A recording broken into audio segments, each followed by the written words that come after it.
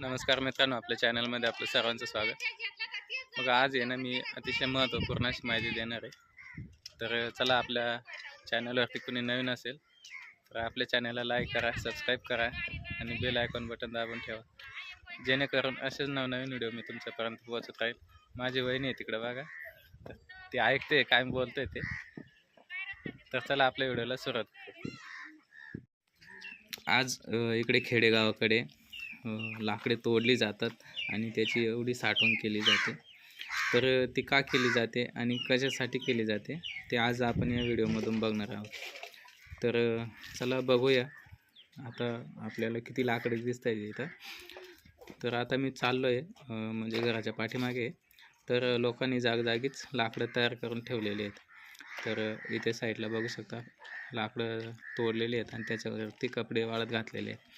आणि इकडे जर एका साईडला पुन्हा बघितलं तर इकडे सुद्धा लाकडे तोडून आणि गोळा करून ठेवलेले आहेत.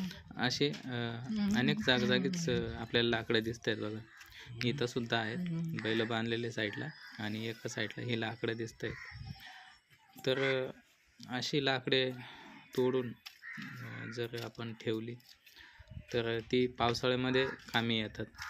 म्हणजे इकडे गॅस घेण्यासाठी परवडत नाही, त्याच्यासाठी आमच्या खेडेगावाकडे चुली पेटवल्या जातात. तर चुलींसाठी लाकडं ही गरजेचे असतात.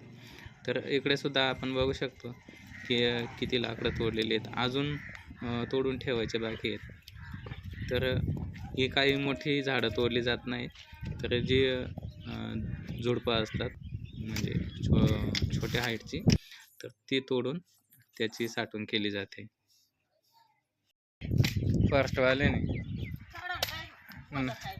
जंगल तोडून टाकलं म्हणून.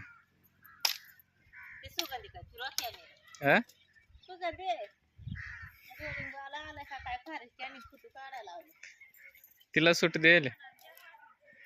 द्यायला तिला.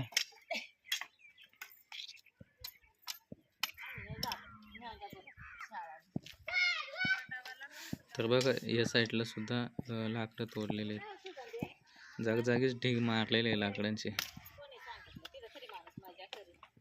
तर इकडे लाकडं भरपूर प्रमाणात असल्यामुळे ती साठवण केली जाते.